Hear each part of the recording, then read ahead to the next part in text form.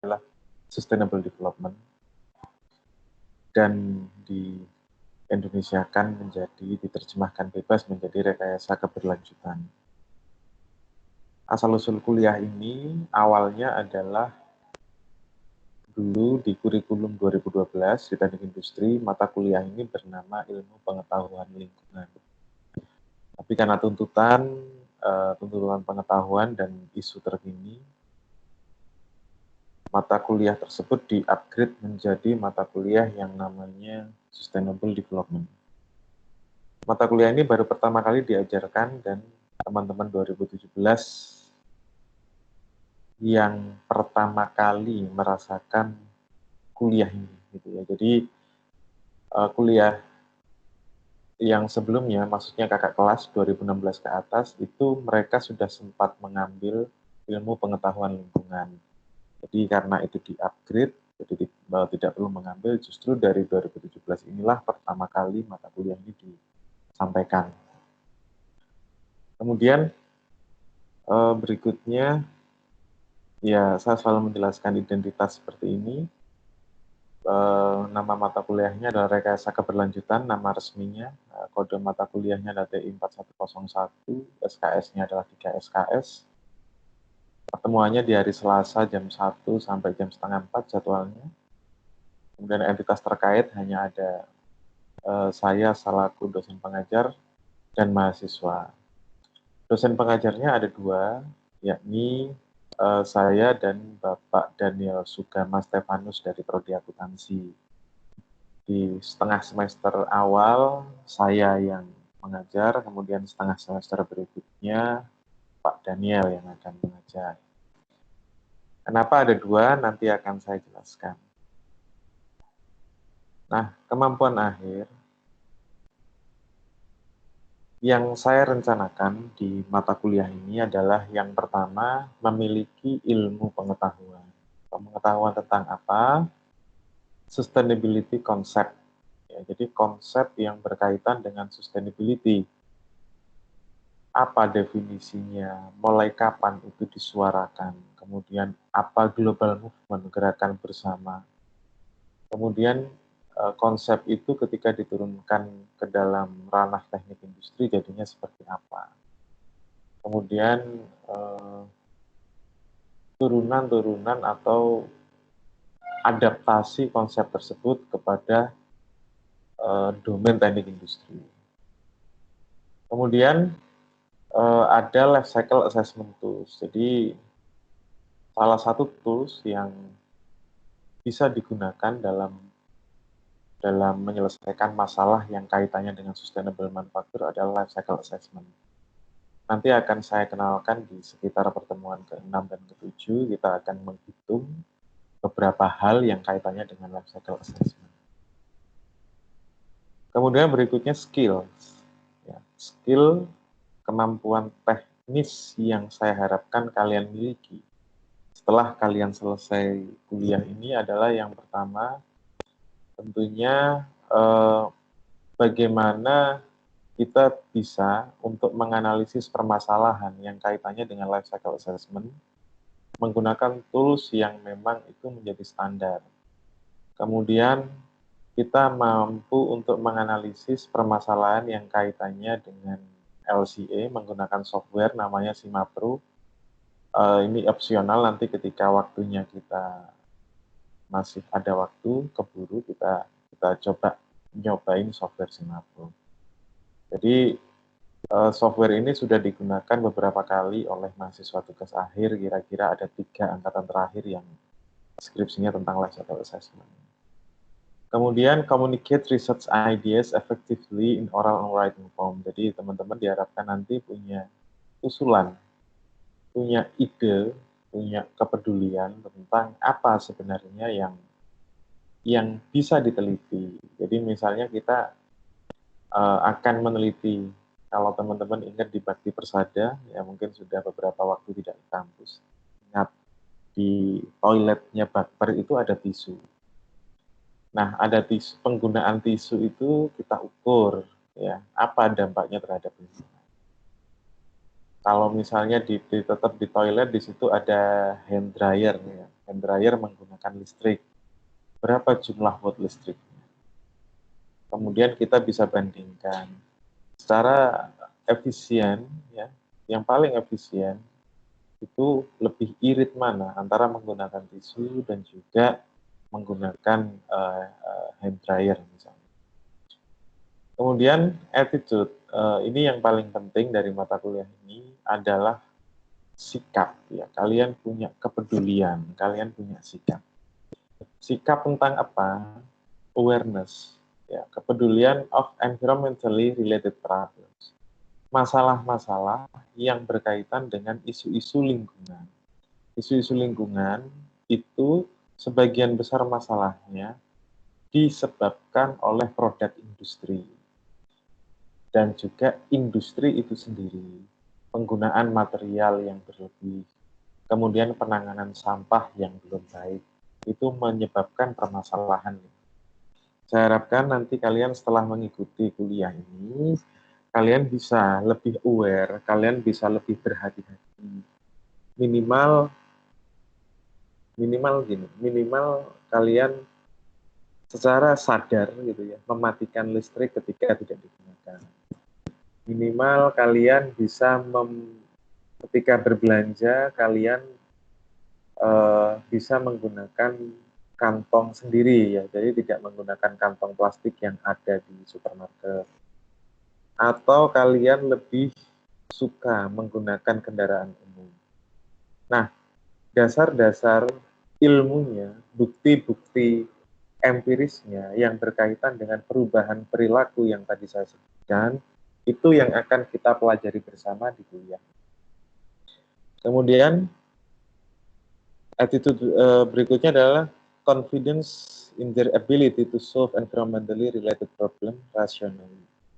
Ya, jadi harapannya karena kalian sudah punya wawasan tentang mata kuliah ini, jadi harapan saya adalah kalian punya percaya diri ketika nanti pada akhirnya kalian menjadi pengambil keputusan di sebuah perusahaan misalnya. Kalian bisa punya wawasan yang lebih luas, tidak hanya mengandalkan keuntungan perusahaan, akan tetapi kita juga lebih bisa mempertimbangkan masalah-masalah lain seperti apakah keberlanjutan sosial, apakah keberlanjutan lingkungan juga ikut dipertimbangkan. Ketika kalian diminta untuk mempertimbangkan banyak hal itu, kalian sudah punya tools yang paling sesuai, yakni life cycle assessment. Nah, kemudian ini adalah referensi yang saya gunakan. Secara umum ada Green Technology and Design for the Environment. Kemudian Marian Karen, Environmentally Life Cycle Assessment. Ini adalah 2 buku rujukan yang saya pakai di perkuliahan ini, akan tetapi saya memakai banyak sekali resource yang saya dapatkan dari pelatihan yang pernah saya ikuti. Jadi saya beberapa kali ikut pelatihan khusus yang berkaitan dengan topik ini, dan saya akan sebagian besar akan mengambil materi dari materi pelatihan itu. Kemudian berikutnya strategi perkuliahan. Ya. Pertama adalah pemaparan materi seperti ini, kemudian ada diskusi live, kelas seperti ini, perkuliahan daring melalui Microsoft Teams atau YouTube. Kemudian ada latihan soal dan luaran atau output dari mata kuliah ini adalah sebuah proposal PKM. Ya. Jadi PKM yang sebelum-sebelumnya mungkin kalian kenal hanya ada PKM yang kaitannya dengan karya cipta atau PKMT teknologi, mungkin kayak di mata kuliah misalnya P3 ataupun PSI yang akan kalian ikuti sebentar lagi, itu menghasilkan program kreativitas mahasiswa. Mata kuliah ini juga akan menghasilkan proposal PKM, tapi proposal PKM yang seperti apa namanya GFK, Gerakan Futuristik Kreativitas. Jadi nanti akan saya jelaskan bagaimana detail cara menuliskan proposalnya dan segala macamnya itu akan saya ajarkan di beberapa pertemuan berikutnya. Kemudian Yang terpenting adalah seperti ini, jadi karena ini sifatnya online, biasanya saya akan mengajak kalian online seperti ini, ya, live maksud saya, kemudian saya akan merekam pemaparan materi yang saya sampaikan, kemudian hasil rekaman tersebut akan saya download dan saya akan bantu upload di channelnya YouTube Teknik Industri. Jadi kalian bisa berulang-ulang, mungkin ada beberapa materi yang belum paham, kalian bisa lihat di situ, dan juga kalian bisa maksudnya lebih leluasa dalam belajar. Saya tidak membagikan PowerPoint, akan tetapi langsung berupa video seperti ini. Harapannya kalian bisa lebih efektif dalam belajar dan lebih efisien dari penggunaan kuota. Karena kalau kita menggunakan Microsoft Streams, jadi hasil rekaman diputar di Microsoft Teams itu sendiri, itu pengalaman saya itu sangat berat di kuota, jadi menghasilkan kuota, menghabiskan kuota. Kemudian berikutnya, nah rencana pembelajaran semester ini adalah beberapa garis besar yang beberapa materi-materi yang akan saya sampaikan dalam kuliah ini. Yang pertama adalah impact formula, ada Malthusian katastrofi, ada point of crisis, ada neo-Malthusianism, ada J-curve, ada S-curve, ada carrying capacity, ada demographic, dan seterusnya, sampai nanti penerapan SDGs, Sustainable Development Goals in Indonesia. Kemudian ada kaitannya dengan corporate social responsibility. Ketika kalian nanti di perusahaan itu secara undang-undang harus mau melakukan CSR, Corporate Social Responsibility, karena itu sudah dituntut oleh undang-undang. Kalian akan belajar tentang itu. Kemudian tuntutan undang-undang yang lain adalah bagaimana kita menghasilkan sustainable reporting di perusahaan.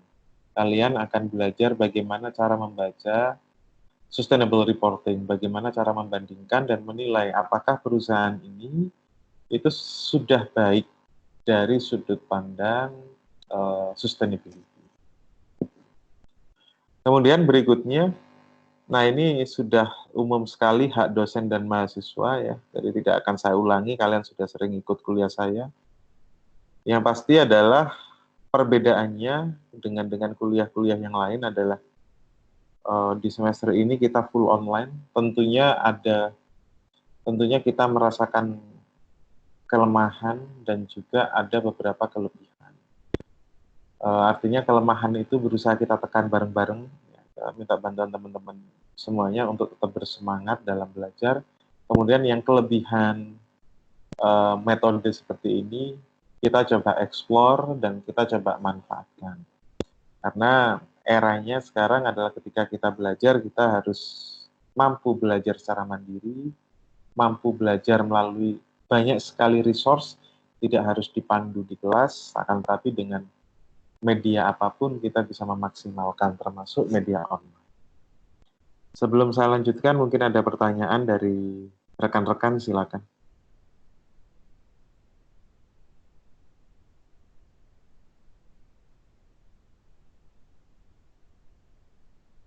Ini teman-teman sekarang posisi di mana ini? Maksudnya rata-rata di Malang atau di luar kota?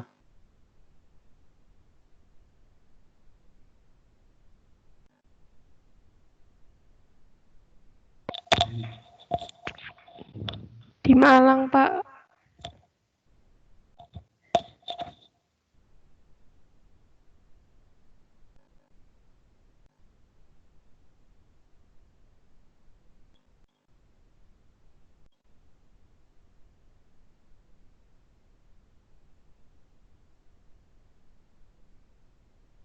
Kita langsung masuk di materi pertama, yakni pengantar Sustainable Development. Ya, jadi di awal ini saya akan menjelaskan definisi serta beberapa enabler utama atau pemicu utama terjadinya gerakan tentang Sustainable Development. Ya. Nah, sebelum itu saya ingin menegaskan lagi kepada kalian bahwa industrial engineering, ini kaitannya nanti kenapa seorang industrial engineering industrial engineer, sarjana teknik industri seperti kalian ini, juga harus memiliki visi, memiliki awareness tentang sustainability. Saya hanya mengingatkan karena kalian ada di tahun keempat, saya khawatirnya kalian masih disorientasi gitu ya. Kenapa kita belajar banyak hal? Ya. Jadi saya ingin memantapkan tentang pengertian atau definisi tentang teknik industri dan peran sarjana teknik industri terhadap isu-isu yang berkaitan dengan sustainability. Ya, saya akan mengulangi pengertian dasar tentang industrial engineering. Ya, is concerned with the design, improvement, and installation. Ya. Jadi seorang sarjana teknik industri, concern-nya, domainnya, keahliannya, area kerjanya, itu ada di 3 hal. Ya. Seorang teknik industri itu harus memiliki 3 hal utama ini.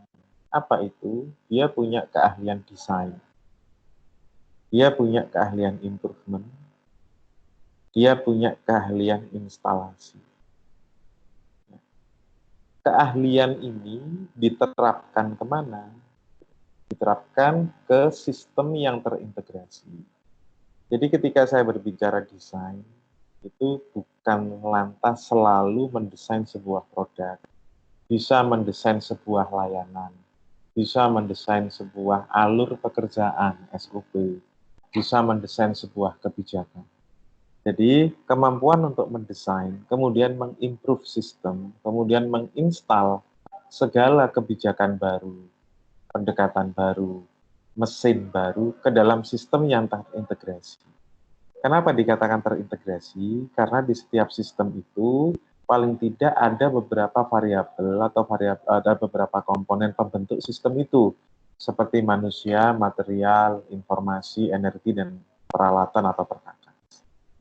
Jadi kalian harus paham bahwa asumsi yang dimiliki oleh pencari kerja ketika kalian memutuskan untuk menjadi profesional dan label kalian adalah sarjana teknik industri, berarti ekspektasi para pemberi kerja, maksud saya, perusahaan itu, asumsi mereka adalah kalian sebagai seorang sarjana punya 3 keahlian utama yang tadi. Kalian bisa mendesain, kalian bisa mengimprove, kalian bisa menginstal. Kalian ditaruh di divisi mana aja, kalian punya tiga keahlian itu. Kemudian keahlian itu didapat dari mana? Ya, didapat dari trust upon specialist knowledge and skill in mathematics. Jadi keahlian mendesain, mengimprove, menginstal itu didapatkan dari bidang ilmu, beberapa bidang ilmu matematik, fisika, kalian belajar material, kalian belajar tentang bagaimana memilih material yang paling tepat untuk sebuah produk, bagaimana mekanika dari sebuah bahan dan seterusnya.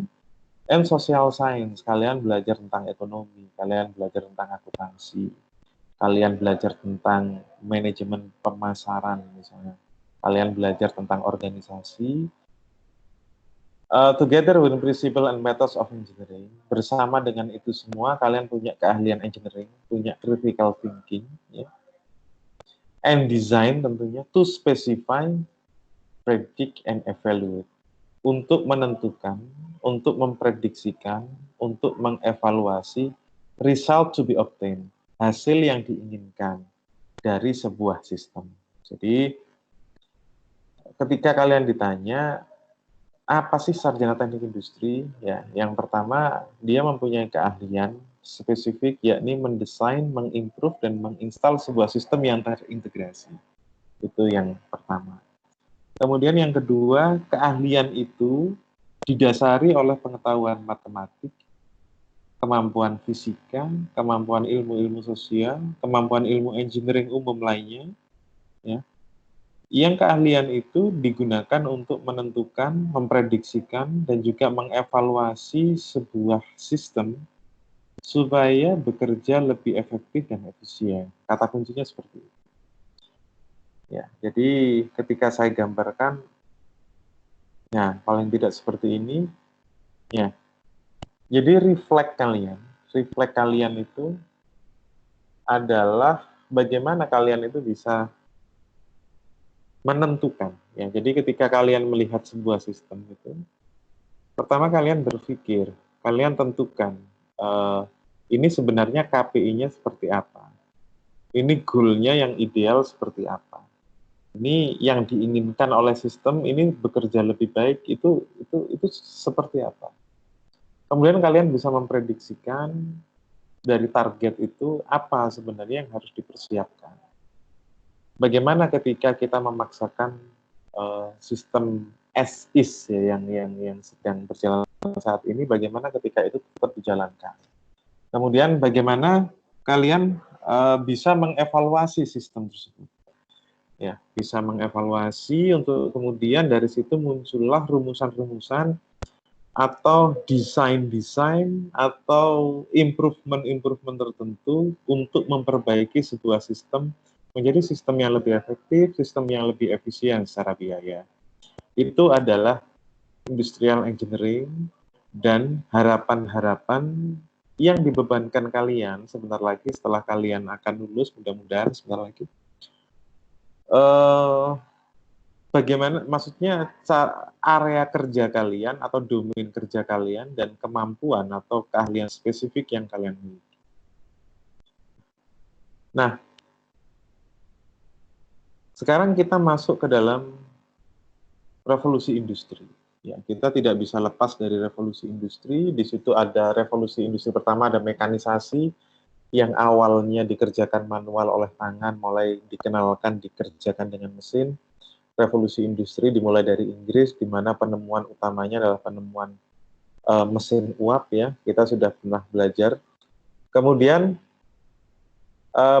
revolusi industri 2, disinilah lahirnya disiplin ilmu teknik industri secara saintifik. Kalian kalau ingat pernah belajar dulu dari Frederick Winslow Taylor, di mana di situ mulai ada time study, kemudian ada beberapa pendekatan saintifik untuk lebih bisa mengoptimalkan hasil produksi. Karena apa? Sudah mulai eranya mass production. Jadi melibatkan beberapa perkakas, melibatkan beberapa orang gitu ya, banyak orang menjadi karyawan, sehingga kita bisa menghasilkan banyak produk. Kemudian kita bergeser lagi menjadi revolusi industri 3, di mana di situ ada komputerisasi,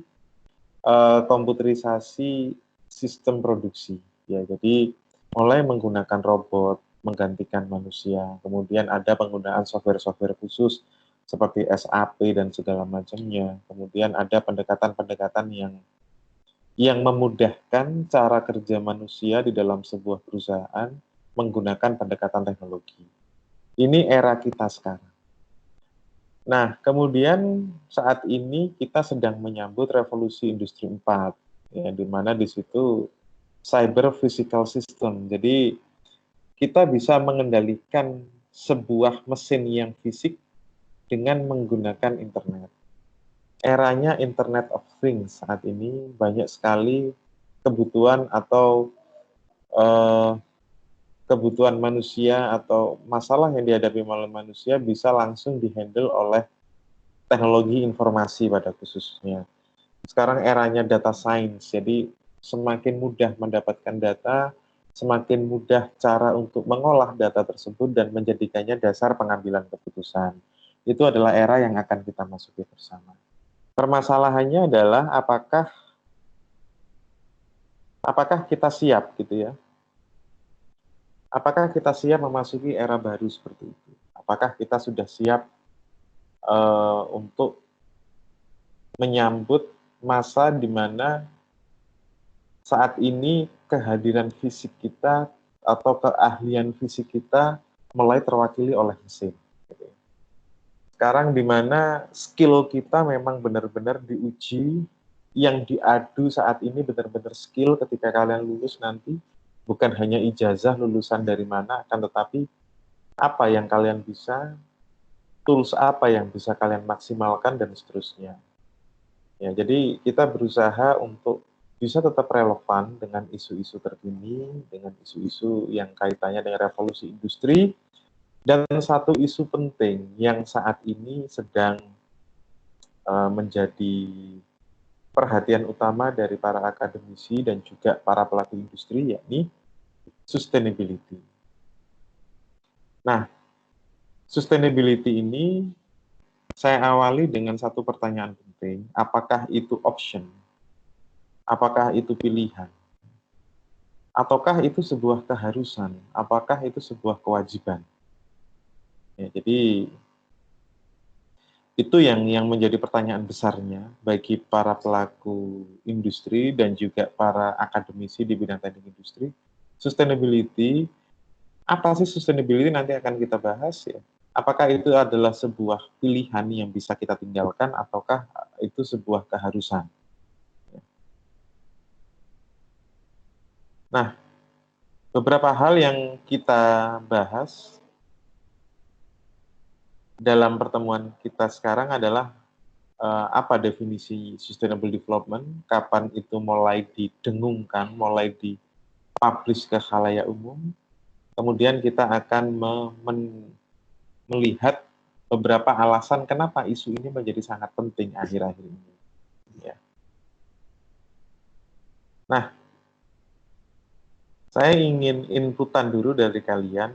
Saya juga ingin dengar suara kalian karena beberapa waktu ini ya saya nggak bisa ketemu, saya nggak jarang dengar gitu, suara kalian. Saya ingin tahu respon kalian tentang stiker ini. Ya, ini stiker dari Taman Safari Indonesia yang ditempel biasanya ketika kita jalan-jalan ke sana, kita ditempel kaca mobil kita ditempel stiker ini. Menurut kalian, apakah kata-kata yang muncul di stiker itu sudah benar, sudah tepat, atau gimana? Saya ingin inputan dari kalian. Sembari saya minum dulu. Silakan.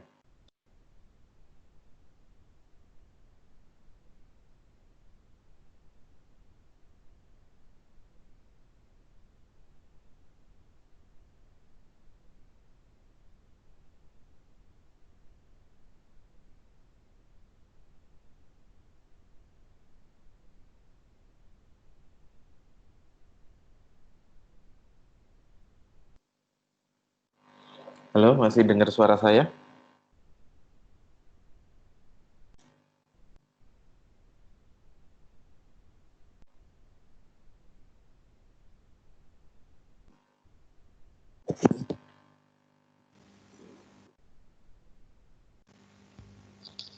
Masih dengar, Pak.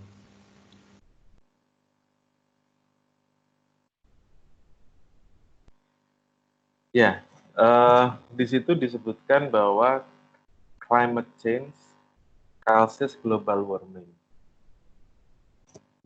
Menurut kalian, gimana tentang statement tersebut? Apakah itu benar atau gimana sih sebenarnya? Silakan.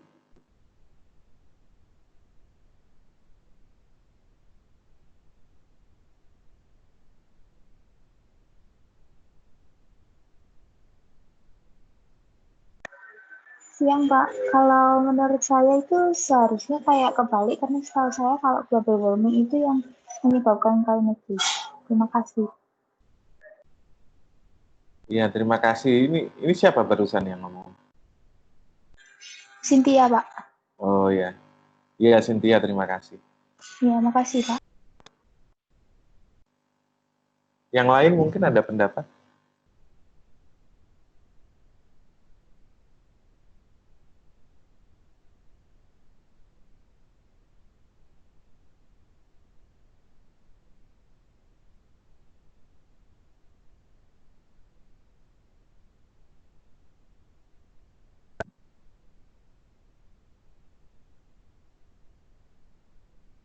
Iya, benar. Jadi ini didasari oleh ini ya. Jadi sebenarnya kepedulian atau gerakan bersama tentang isu sustainability ini sudah banyak didengungkan di Indonesia, kan, tetapi beberapa hal masih banyak yang belum tepat, termasuk di stiker ini gitu ya. Tadi Cynthia mengatakan bahwa ini memang ada kebalik gitu. Jadi yang benar adalah memang global warming cause climate change.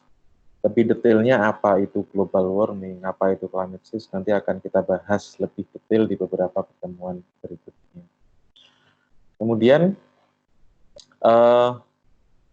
saya akan mengajak kalian untuk nonton satu video ya, yang mudah-mudahan video ini bisa menjadi awal gitu ya, awal pengertian kenapa isu-isu sustainability ini menjadi sangat penting dan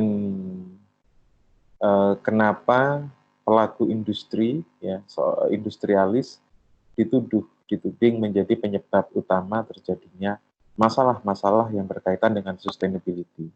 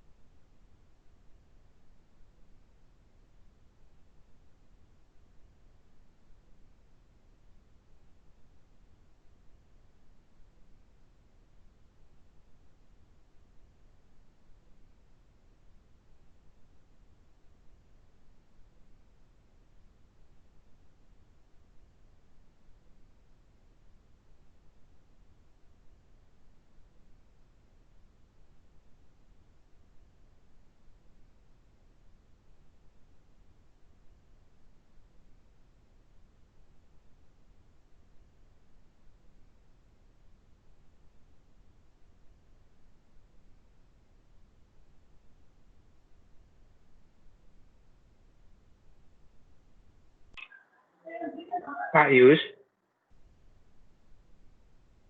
cek. Pak, tes.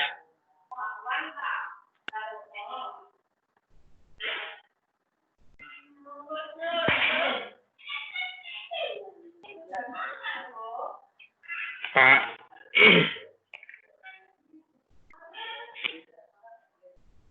Iya. Pak Yus.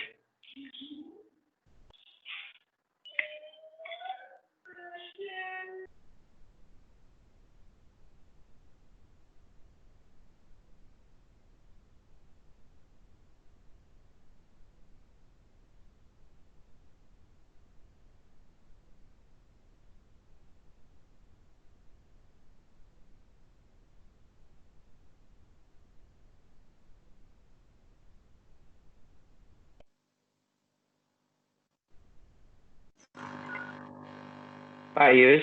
Ya, gimana? Tadi videonya nggak ke play Pak di saya, nggak tahu kalau teman-teman yang lain, tapi beberapa saya saya chat katanya juga nggak ke play videonya tadi.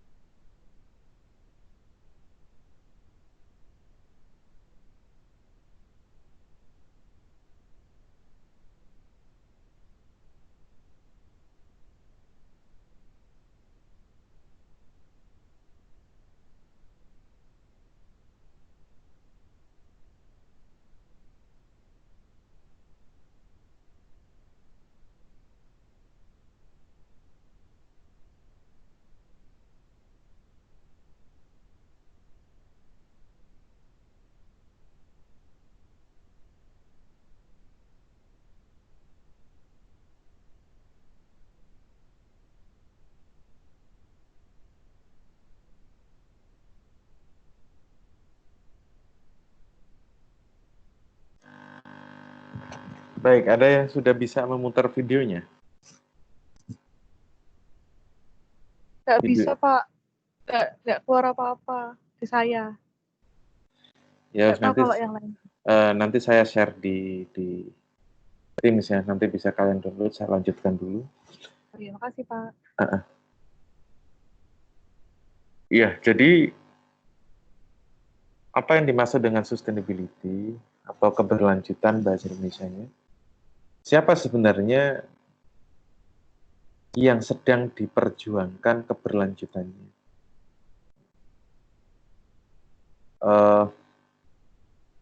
Apakah misalnya industri atau siapa?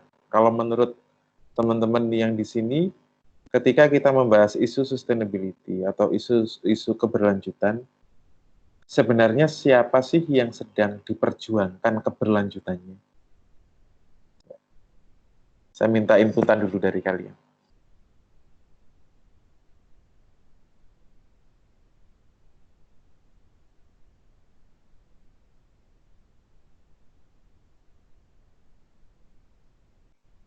Ada yang punya ide, kira-kira siapa sih yang sedang diperjuangkan ini? Kita sedang ngomongin keberlanjutannya siapa? Apakah itu industri, apakah itu manusia, ataukah siapa sebenarnya?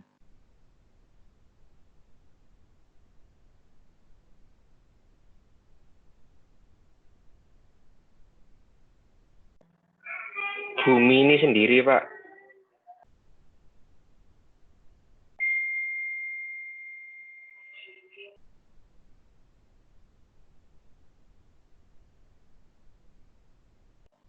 Ya, jadi yang paling pas sebenarnya adalah ya keberlanjutan manusia ini gitu ya. Keberlanjutan dari peradaban manusia ini. Ketika kita berbicara sustainability, berarti kita sedang memperjuangkan keberlanjutan dari humankind, keberlanjutan dari peradaban manusia ini. Kenapa? Ya. Yang pertama adalah population growth. Pertumbuhan populasi di dunia itu bergerak mengikuti grafik yang eksponensial, yang nggak linear.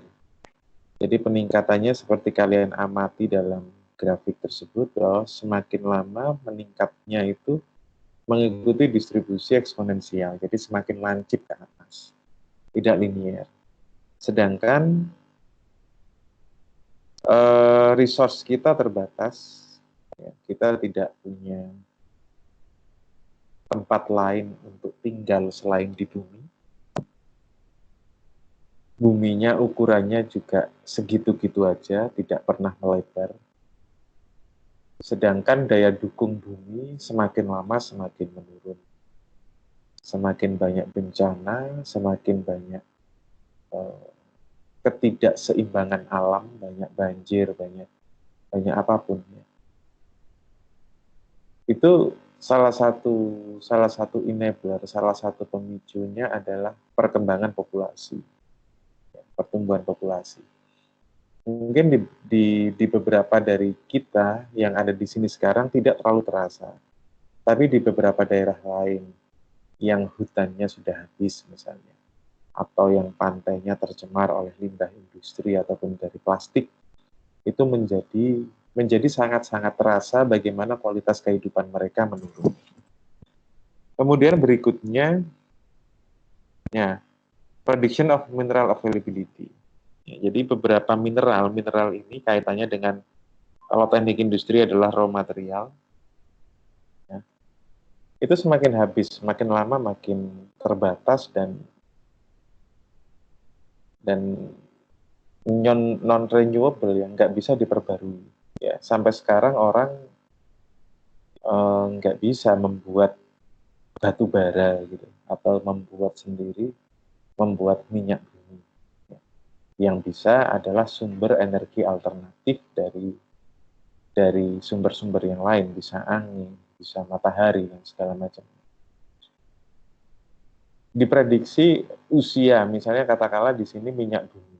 Minyak bumi itu prediksinya hanya sekitar 50 tahun lagi habis. Ya. Dan kalau melihat umur kita sekarang, ya kita mungkin ya kelihatannya kita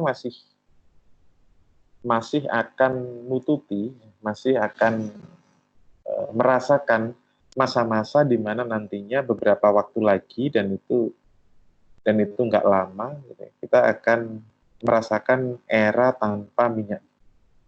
Ya. Karena di situ prediksinya sekitar 30 tahun lagi akan habis.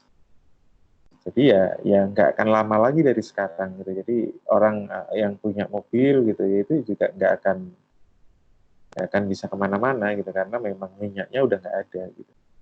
Ataupun ada sudah menjadi komoditas yang sangat-sangat mahal. Kemudian yang di situ yang expanding, maksudnya yang horizon availability-nya masih panjang yakni coal. Di situ ada minyak bumi. Ya. Mohon maaf ada batu bara. Ya, batu bara di situ ternyata masih cukup panjang cadangannya.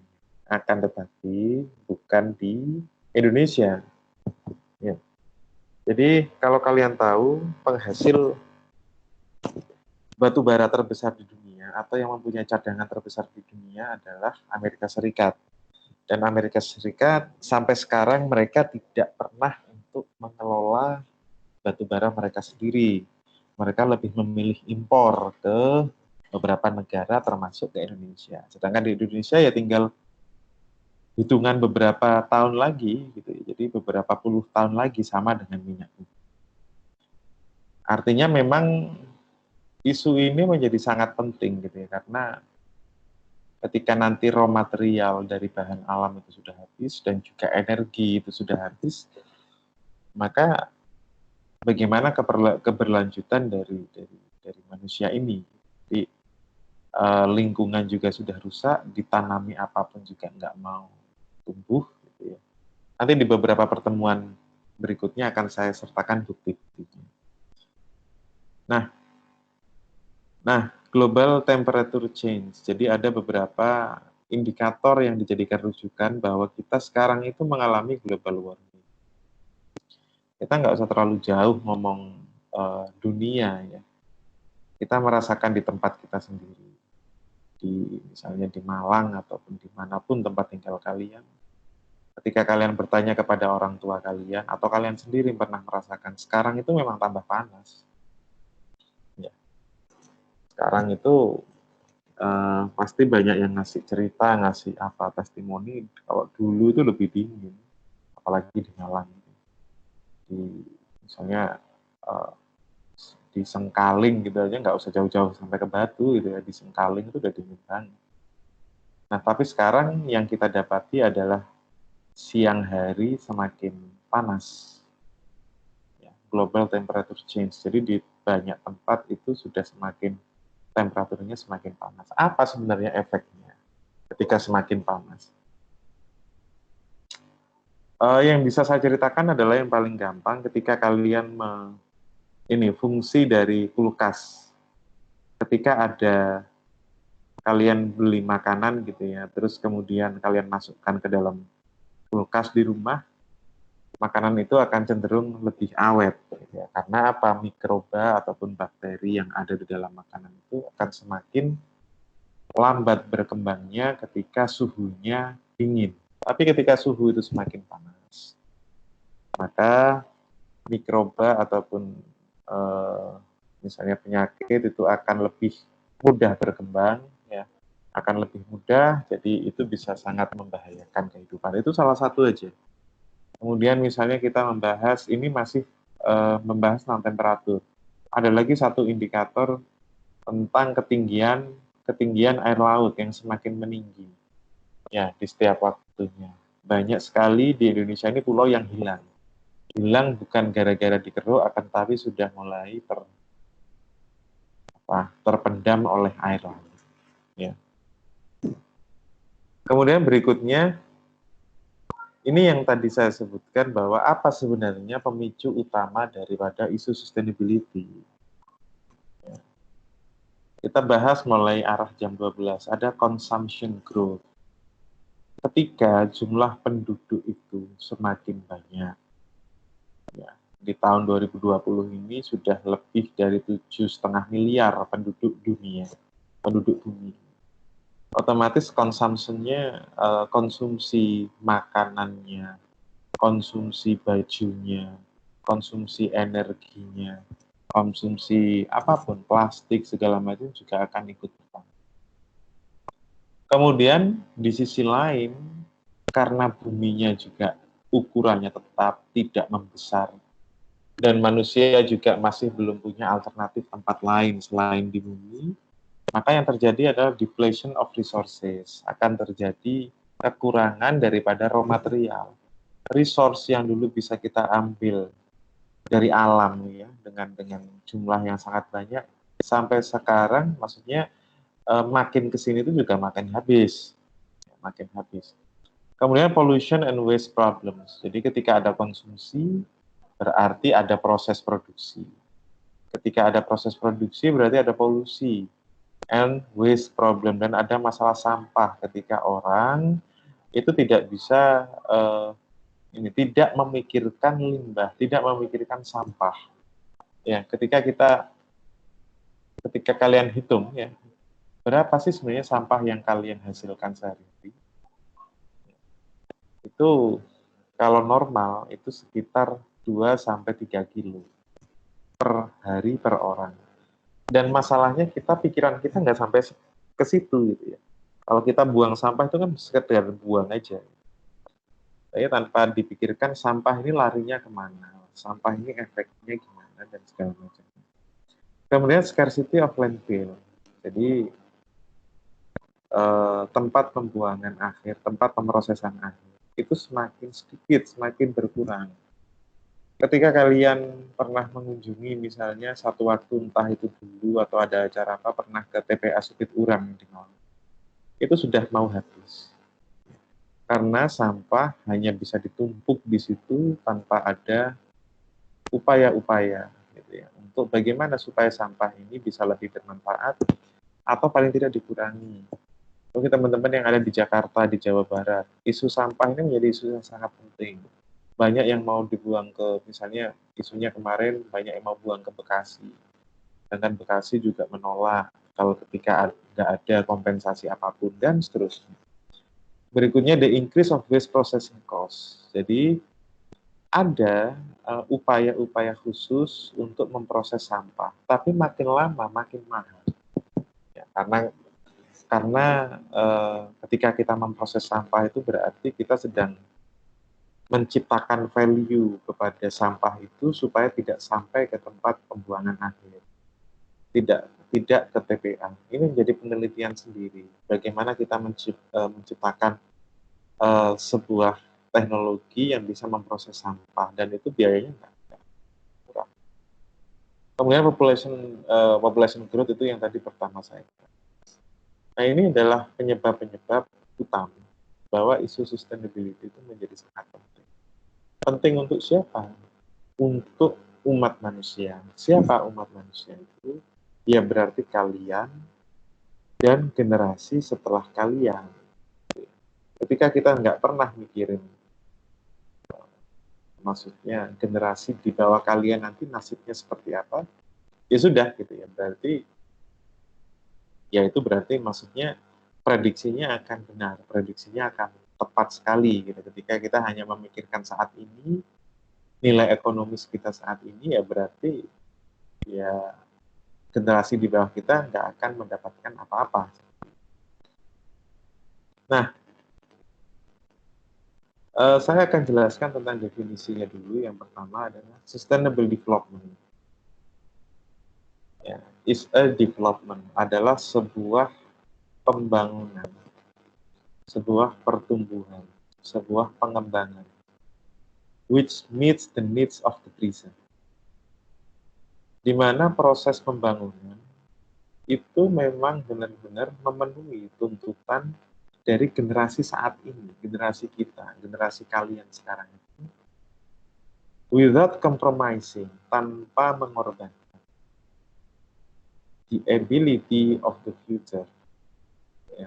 Kemampuan generasi yang ada di masa depan, generasi yang ada setelah kita nanti, to meet their own needs, untuk memenuhi kebutuhan mereka sendiri. Ketika kita sekarang misalnya makan nasi atau beras, maka kita harus bisa memastikan anak cucu kita nanti juga masih makan beras. Ketika kita sekarang misalnya main ke pantai, kita harus bisa memastikan bahwa anak cucu kita atau generasi di bawah kita nantinya itu juga bisa main ke pantai. Ketika kita main ke gunung, ke hutan, kita harus memastikan bahwa anak cucu kita nanti, generasi di bawah kita, itu juga bisa merasakan pengalaman, sensasi, atau apapun pemenuhan kebutuhan mereka nantinya dengan kualitas yang sama dengan kita saat ini. Ya. Kata kuncinya adalah doing more with less in all aspects of human life. Ya. Cara yang paling sederhana, yang irit. Ya. Doing more with less, jadi kita berusaha untuk memunculkan banyak fungsi, kemudian dengan memanfaatkan resource yang sedikit efektif dan efisien. Itu kata kuncinya. Jadi bagaimana kita bisa menciptakan kemajuan perusahaan, bagaimana kita bisa mendapatkan perusahaan tetap utuh, akan tetapi tanpa mengorbankan sosial. Itu yang terpenting. Kemudian berikutnya, global movement banyak sekali yang sudah menginisiasi gerakan ini menjadi sebuah gerakan bersama. Banyak sekali pertemuan dilakukan khusus untuk membahas isu sustainability. Karena memang banyak sekali yang sudah merasa khawatir. Ya, di beberapa belahan dunia lain, itu mereka sudah sangat khawatir tentang keberlanjutan hidup mereka. Bahkan untuk makan mereka harus berperang. Mereka harus bertengkar satu sama lain hanya untuk memperebutkan makanan, di mana tempat mereka mencari makan setiap harinya sudah rusak oleh industrialisasi. Ya, ada Global Report, ada Earth Summit Rio de Janeiro, Kyoto Protocol, Bali Summit, dan segala macam. Jadi intinya isu ini itu sudah menjadi gerakan bersama dari seluruh dunia untuk bisa sama-sama memikirkan bagaimana sebenarnya jalan keluar tanpa mengorbankan pertumbuhan ekonomi, tanpa mengorbankan bagaimana tetap kita bisa terus berkembang. Kita memiliki sesuatu, tapi tanpa mengorbankan kepentingan dari generasi yang akan. Kemudian, muncullah beberapa international law and regulation. Jadi misalnya dari global movement itu tadi muncullah beberapa standar, muncullah beberapa regulasi-regulasi yang mengatur, salah satunya adalah proses produksi. Di mana regulasi ini tentunya sudah sering kalian lihat. Jadi misalnya kalian membeli AC gitu ya, membeli AC atau membeli peralatan elektronik. Di dalam AC itu pasti ada stiker energi level, di mana diwakili oleh bintang. Semakin banyak bintangnya, maka energi yang dikonsumsi oleh peralatan elektronik itu semakin irit dalam penggunaan energi. Atau beberapa, misalnya kalian beli kertas satu ring. Di kertas itu sudah ada label-label khusus, misalnya kalian beli kertas satu ring, terus di labelnya itu ada tulisan bahwa kertas ini didapatkan dari hutan yang renewable, jadi hutan yang ditanami kembali, bukan dari hutan alam, dan seterusnya. Ada beberapa regulasi-regulasi yang itu harus diikuti untuk kita bisa bersaing di pasar, gitu ya. Karena sekarang isu yang banyak digunakan. Jadi kalau kita berbicara marketing, berbicara pemasaran, itu banyak sekali yang mengatakan bahwa mengangkat isu sustainability menjadi tema utama mereka. Jadi misalnya kalian pernah mendengar, misalnya ketika membeli satu botol Aqua, misalnya, berarti kalian telah membantu masyarakat di tempat lain untuk mendapatkan air bersih. Misalnya kalian melihat iklan pasta gigi Colgate, gitu. Jadi ada orang yang sikat gigi, kemudian dia tidak mematikan kerannya selama dia sikat gigi. Itu juga jadi masalah. Jadi banyak sekali isu-isu yang berkaitan dengan sustainability diangkat menjadi campaign marketing. Dan masyarakat sudah sangat teredukasi. Jadi ketika masyarakat melihat ada satu produk yang menerapkan isu sustainability, maka nilai value perusahaan itu di masyarakat juga akan semakin tinggi. Maka produknya di sisi lain juga akan semakin laris. Kemudian, nah ini yang tadi saya sebutkan bahwa sudah ada beberapa hal ya, jadi yang untuk mendorong isu sustainability ini diterapkan di banyak bidang. Yang pertama adalah internasional, nasional, lokal, environment law regulation. Tadi sempat saya ceritakan bahwa banyak sekali. Jadi di Indonesia sendiri pemerintah sudah mengadopsi namanya Sustainable Development Goals for Indonesia (SDGs).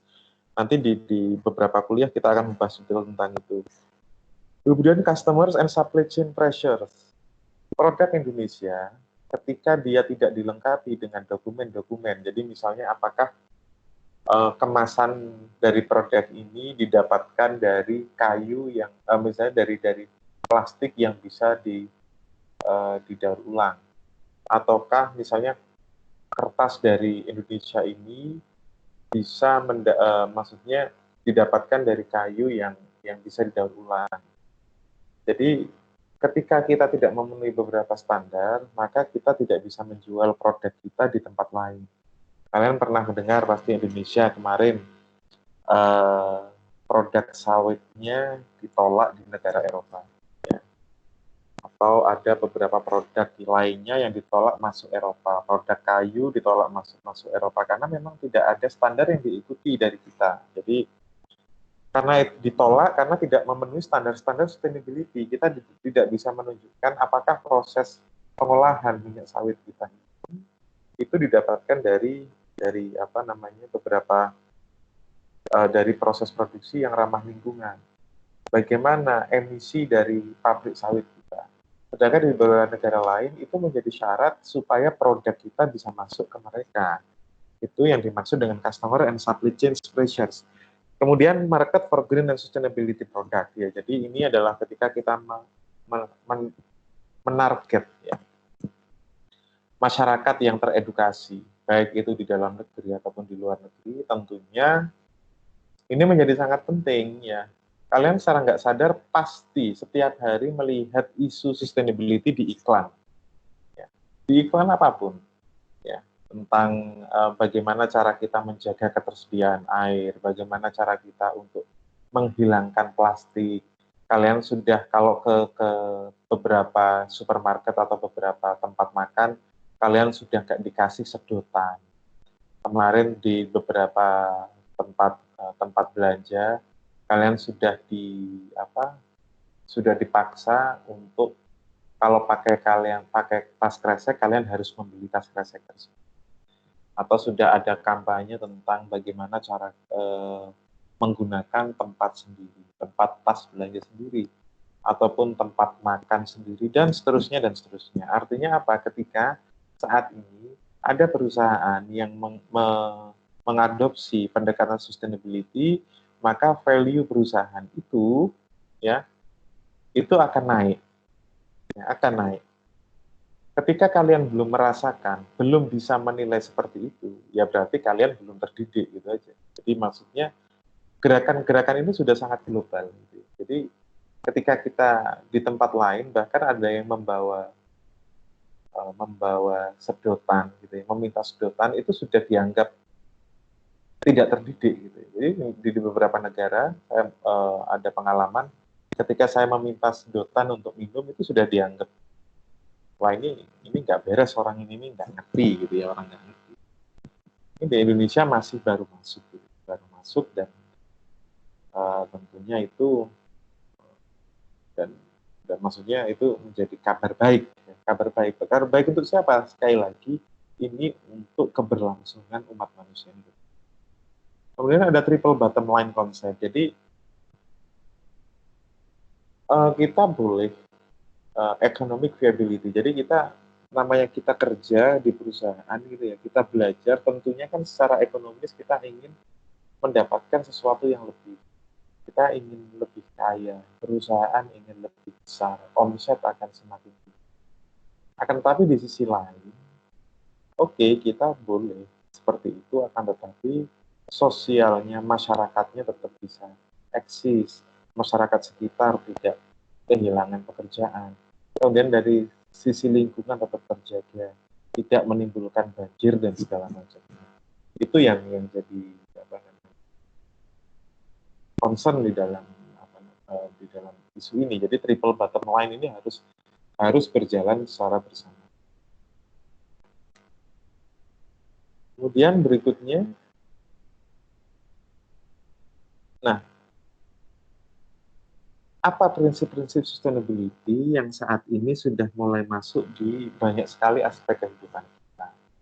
Jadi ada sustainable fishing, jadi bagaimana kita mengatur. Jadi salah satu ancaman terbesar yang melanda dunia saat ini adalah mulai hilangnya beberapa spesies ikan di laut karena overfishing, jadi dieksploitasi besar-besaran.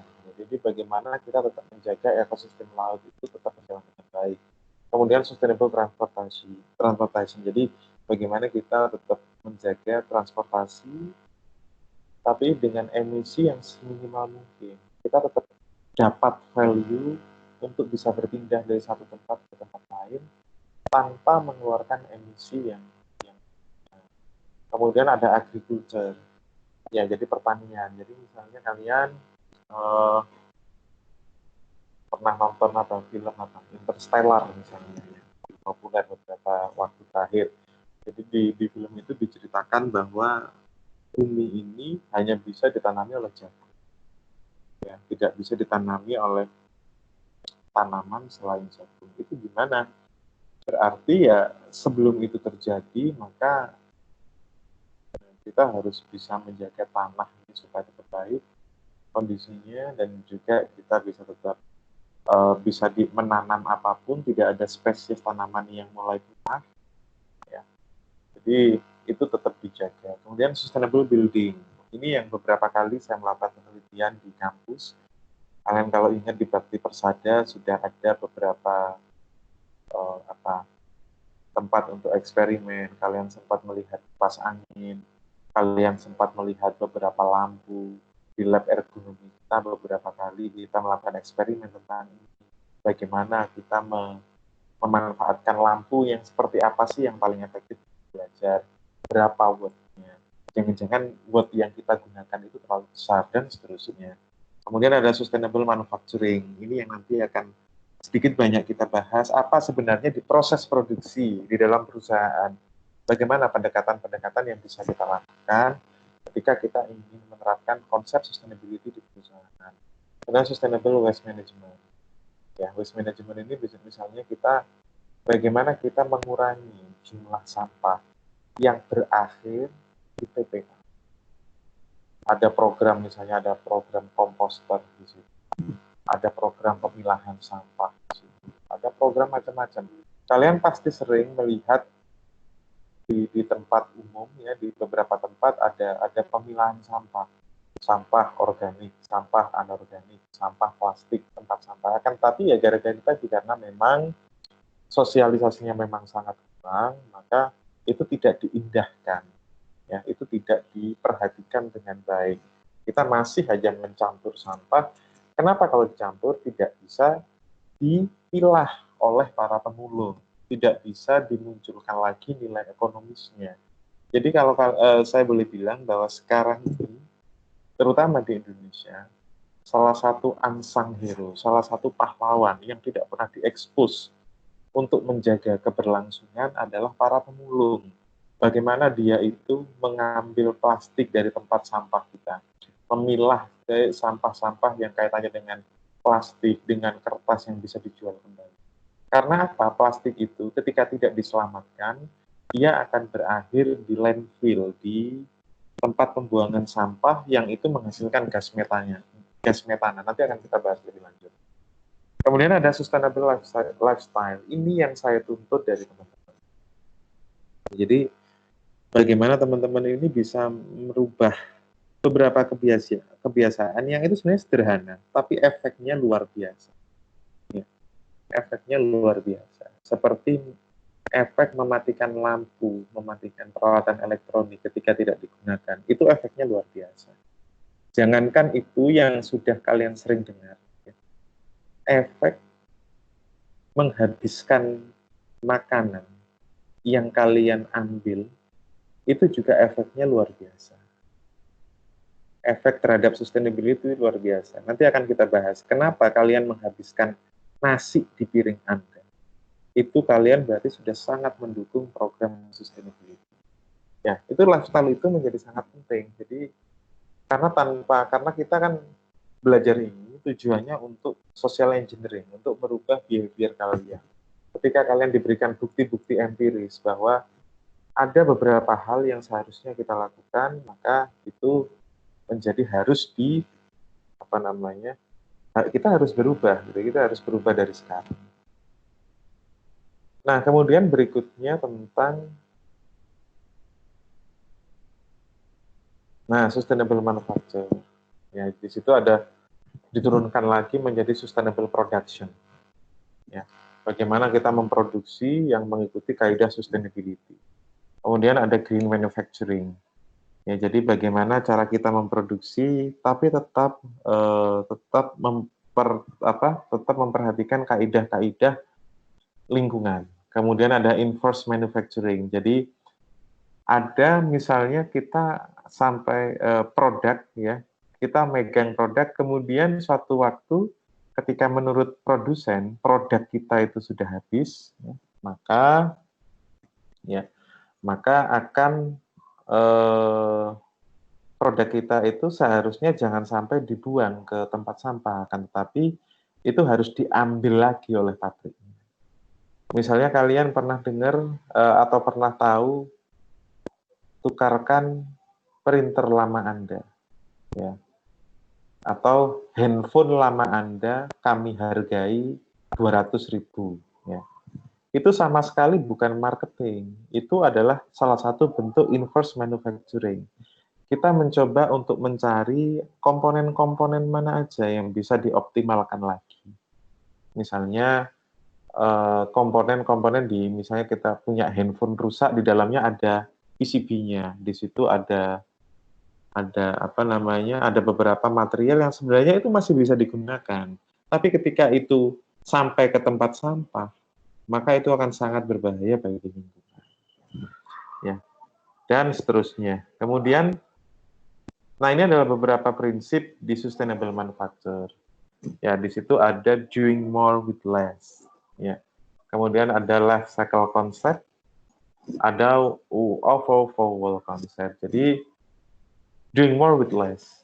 Ya. Jadi bagaimana kita tetap menghasilkan produk yang kita inginkan, fungsi-fungsi yang kita inginkan, akan tetapi dengan less resource, dengan sumber daya yang seminimal mungkin. Kemudian ada life cycle concept. Ya. Jadi bagaimana kita bisa memperhatikan produk itu, mulai dari produk itu dalam bentuk raw material, sampai produk itu berakhir di tempat sampah. Sebagai seorang sarjana teknik industri, seharusnya pola pikir kita sudah sampai ke situ. Kita tidak hanya mengurusi produk atau material yang sudah ada di dalam pabrik, ya, untuk kemudian itu diproduksi, akan tapi kita harus bisa berpikir bahwa bagaimana produk itu didatangkan ke pabrik, berapa ongkosnya, naik apa produk raw material itu, kemudian bagaimana cara kita menyampaikan produk kita ini ke konsumen, dengan media apa, berapa emisi CO2-nya, berapa menghasilkan bahan baku energinya, dan seterusnya. Kemudian overall concept, ya. Jadi overall concept ini. Jadi analisis and decision have to encompass the interest of employees. Jadi intinya ketika kita berpikir, itu harus keluar dari skop perusahaan kita. Ya. Jadi kita harus mengingat bagaimana kondisi di luar, bagaimana kondisi tempat raw material itu diambil, bagaimana kondisi sosial di sekitar perusahaan itu. Ya.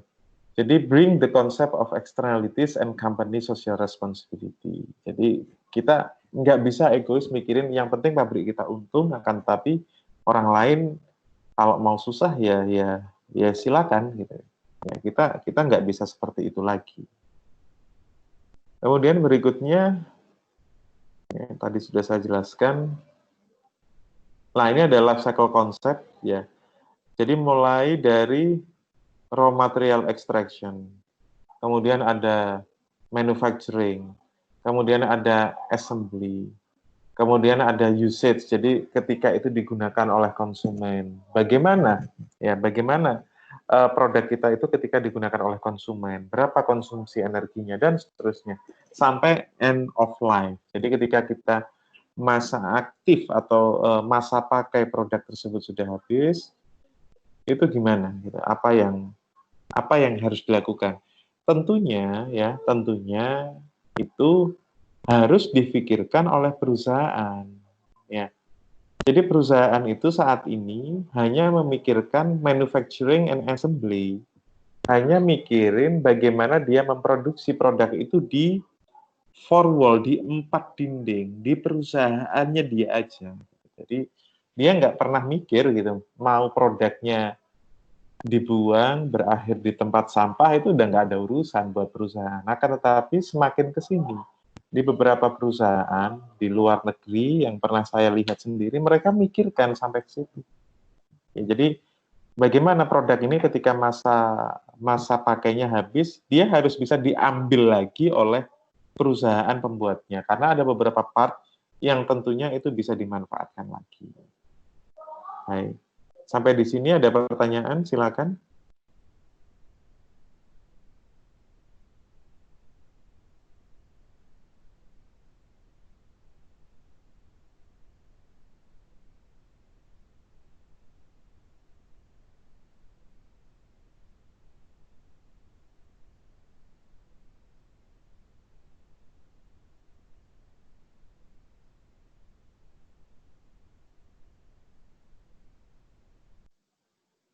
Baik, saya lanjutkan.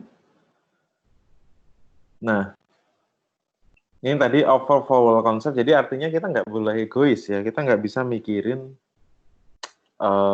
bahwa yang penting perusahaan kita jalan gitu. Yang penting kita bikin produk kita laku, nggak bisa kayak gitu, akan tapi kita juga harus mulai memikirkan bagaimana supaya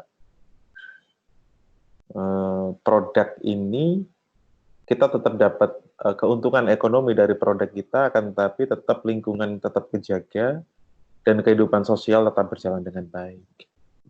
Ya. Nah, apa strategi yang sustainable manufacture? Yang pertama adalah upgrading. Ini banyak sekali strategi, ini hanya saya masukkan beberapa. Yang kedua adalah reuse, menggunakan kembali. Ya, jadi ada beberapa part yang itu sebenarnya tidak rusak, ya, tidak rusak dan sebenarnya bisa digunakan kembali ketika itu dikembalikan ke manufacturer, ke produsen. Kemudian ada remanufacturing, ya, jadi memproduksi kembali beberapa part. Jadi setelah diekstrak, jadi misalnya plastik nih, jadi kita misalnya printer itu komponen terbesarnya adalah plastik, di mana plastik itu mempunyai desain yang modular gitu. Jadi misalnya jangan plastik lah, misalnya kita ngomong handphone. Kita ngomong handphone itu secara umum baterainya sama. Kemudian PCB-nya sama. Yang membedakan hanya misalnya prosesornya, ada beberapa memorinya yang itu beda. Ketika itu rusak, tentunya part-part itu masih bisa digunakan lagi. Ya. Permasalahannya adalah bagaimana kita mengembalikan produk itu ke produsennya. Sampai sekarang produsennya pun juga belum berpikir. Saya berbicara produsen adalah produsen di Indonesia ya. Jadi perusahaan di Indonesia itu belum sampai berpikir ke arah situ. Kemudian recycle, jadi beberapa part itu ada beberapa yang bisa digunakan kembali. Jadi misalnya ketika kita ngomong perangkat elektronik, jadi ada beberapa misalnya di perangkat elektronik itu ada emasnya, kalau kalian tahu, itu bisa di-recycle dari situ. Kemudian ada beberapa part lain yang bisa digunakan kembali oleh perusahaan. Kemudian zero waste. Ya, Zero waste adalah bagaimana kita memikirkan produk kita itu nggak sampai jadi sampah. Sampah dalam arti di sini itu bukan ini ya. Jadi yang tidak mempunyai nilai ekonomis. Jadi untuk perusahaan-perusahaan besar yang memang dia sudah memikirkan, misalnya Unilever.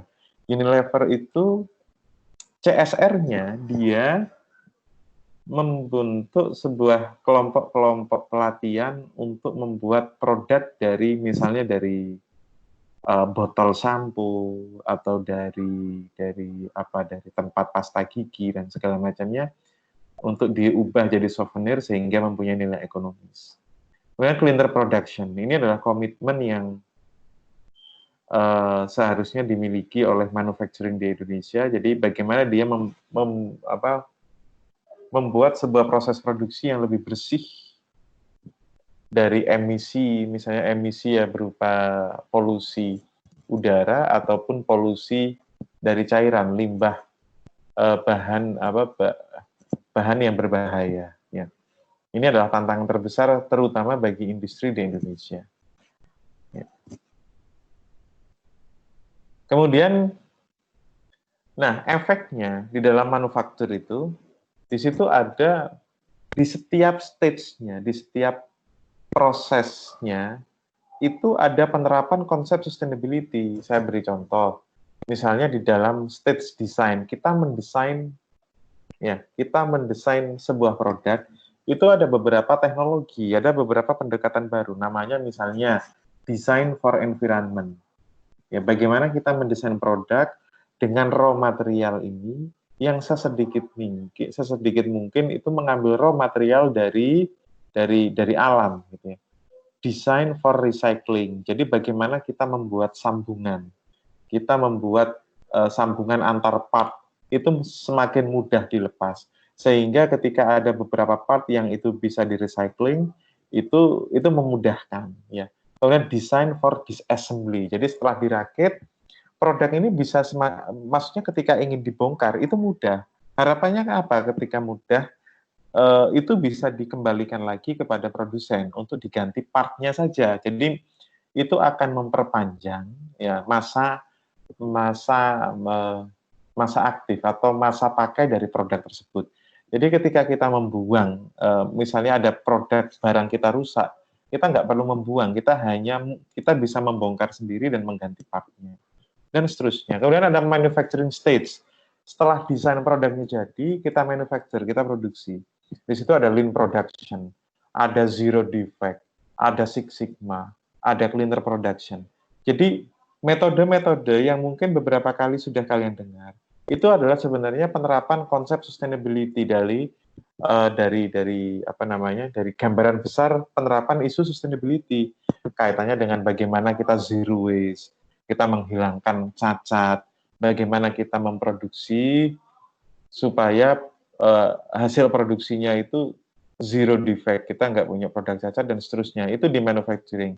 Kemudian di distribusi, ya sustainable packaging. Bagaimana kita membuat package yang itu ramah untuk lingkungan. Jadi kalian kalau melihat produk-produk saat ini, produk semahal apapun, ya produk semahal apapun itu dia membuat packaging yang sangat compact ya. Jadi packagingnya itu kecil, ya. Kemudian di dalamnya berisi banyak sekali produk yang memang kita beli. Gitu.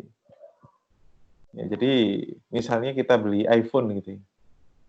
Kita beli iPhone itu, kemasan iPhone itu sangat kompak, rapi, kecil, akan tapi semua produknya itu bisa tertata dengan baik di dalamnya. Nah, itu adalah sustainable packaging. Jadi kita meminimalkan menggunakan produk. Ya, perusahaan-perusahaan besar yang tadi saya sebutkan, misalnya Apple, itu semua produknya itu sangat kompak sekali desain packaging-nya. Kalian bisa perhatikan.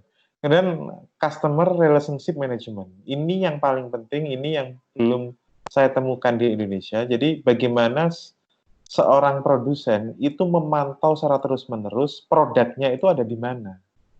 Ya. Siapa yang beli produk? Kepentingannya apa? Kepentingannya untuk diukur masa pakainya. Ya, jadi kan orang bikin produk itu tentunya ada masa-masa pakainya. Berapa lama dia? Berapa lama? Jadi ketika sudah mendekati, berarti dia sudah waktunya diambil nih produk. Jangan sampai dia berakhir di tempat sampah. Ya, kemudian ada usage, ada end of life dan segala macam, nanti akan kita bahas lebih detail di belakang. Artinya di setiap stage produk itu, di setiap life cycle pembuatan produk itu, kita bisa menerapkan semua konsep sustainability. Ya. Kemudian, nah, ini adalah apa namanya competence attribute. Jadi bagaimana kita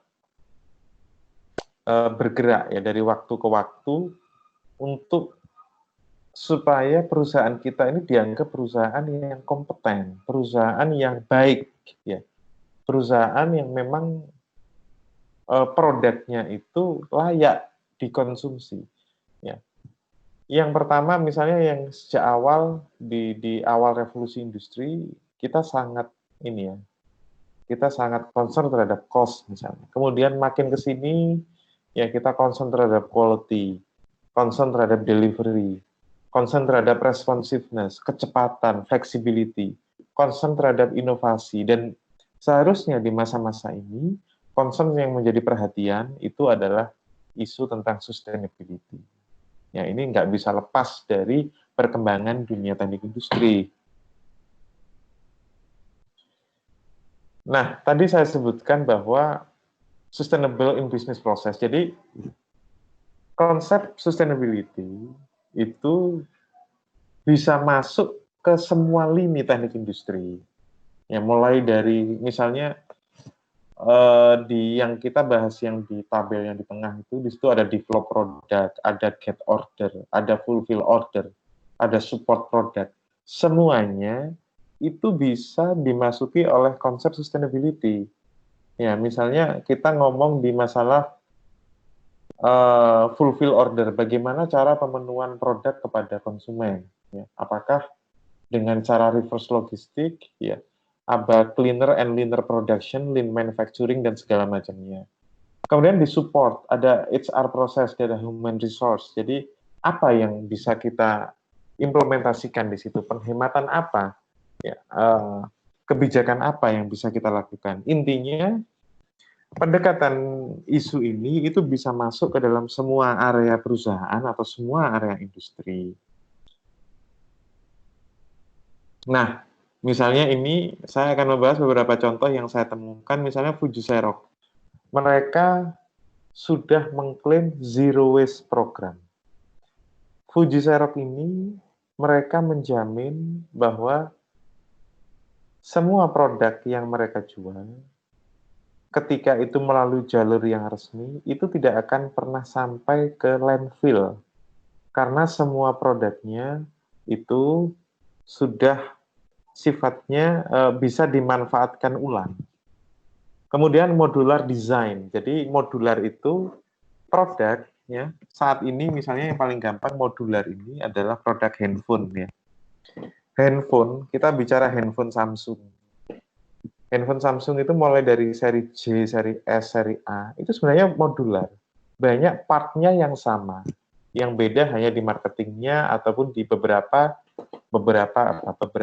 jenis hardware yang digunakan. Tapi baterainya juga sama. Ya, kemudian LCD-nya bisa sama. Itu modular. Artinya ketika ada satu produk yang rusak, dia bisa diambilkan dari produk yang lainnya dengan mudah. Kemudian ada IKEA. Ya. Making assemble it yourself furniture that lower supply chain cost by dramatically reducing the environmental impact and final cost in its product distribution. Ya, jadi IKEA ini salah satu penemuan dia yang paling diakui dunia adalah waktu itu dia membuat produk yang assemble it yourself. Jadi pembelinya ini dia bisa melakukan proses assembly sendiri di rumah. Jadi ketika proses pengiriman, ya, proses pengiriman itu packaging-nya menjadi sangat compact dan kecil, tidak menghasilkan banyak biaya distribusi, tidak menghasilkan banyak tempat dan segala macamnya. Kemudian flat packaging, ya, jadi kalian kalau perhatikan, semua produk, apalagi produk elektronik, itu semuanya flat ya. Flat ini artinya tidak lengkung. Kenapa tidak lengkung? Karena kalau lengkung itu sangat boros di masalah penyimpanan. Ya, sangat boros di masalah penyimpanan. Kalian mau beli handphone, kalian beli jam tangan. Ketika itu adalah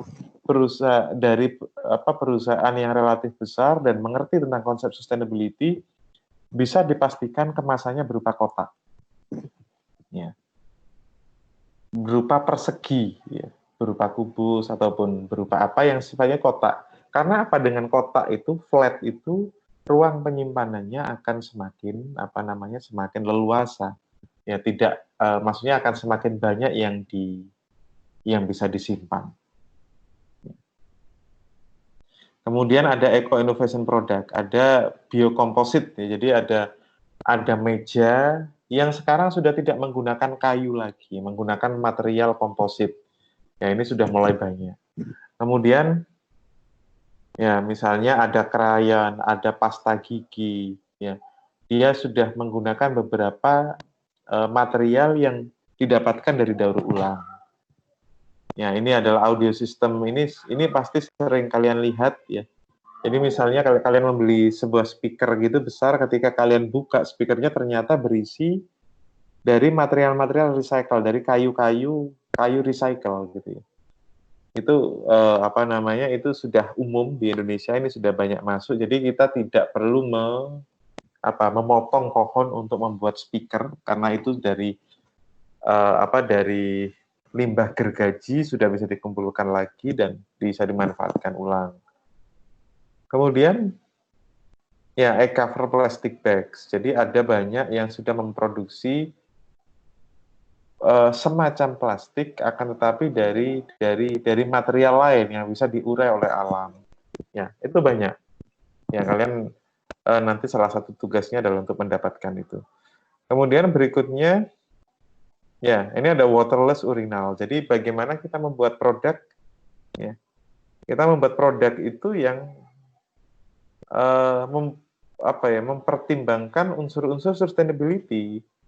Ya, jadi kalian bikin produk itu nggak cuman dari fungsi, nggak cuman dari fungsi utamanya. Jadi misalnya ini adalah urinal, jadi toilet, tempat buang air kecil.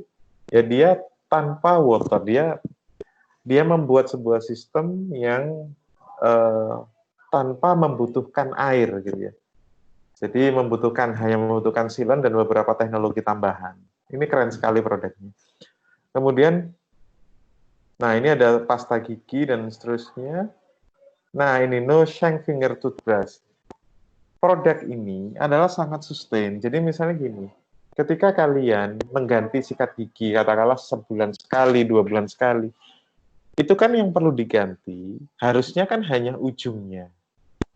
Ya. Gagangnya itu kan nggak salah sebenarnya, tapi kenapa harus dibuang? Ya, jadi ada yang mengembangkan produk, ya, yang seperti ini, dia sikat gigi dengan jari. Ketika dia waktunya ganti, ya berarti yang diganti cukup di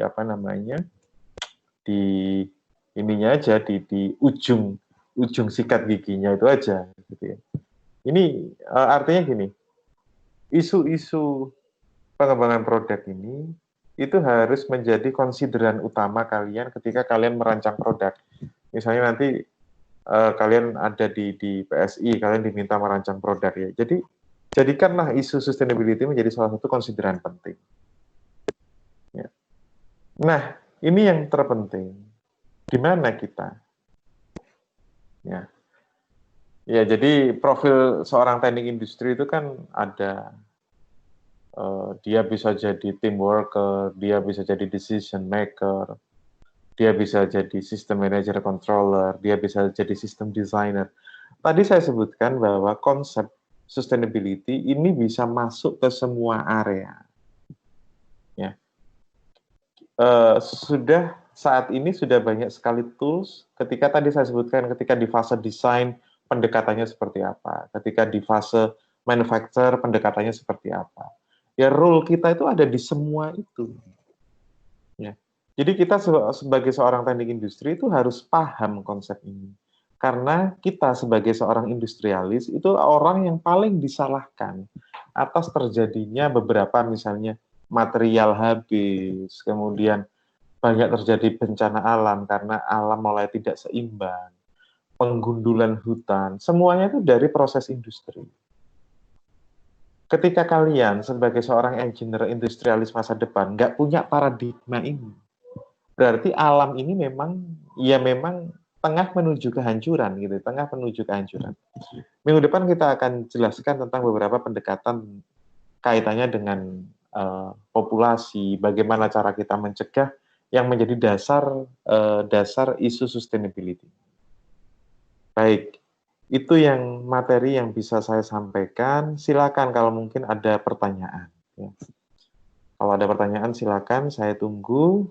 Mungkin ada yang ingin dibahas sebelum saya bagi link untuk penugasannya. Jadi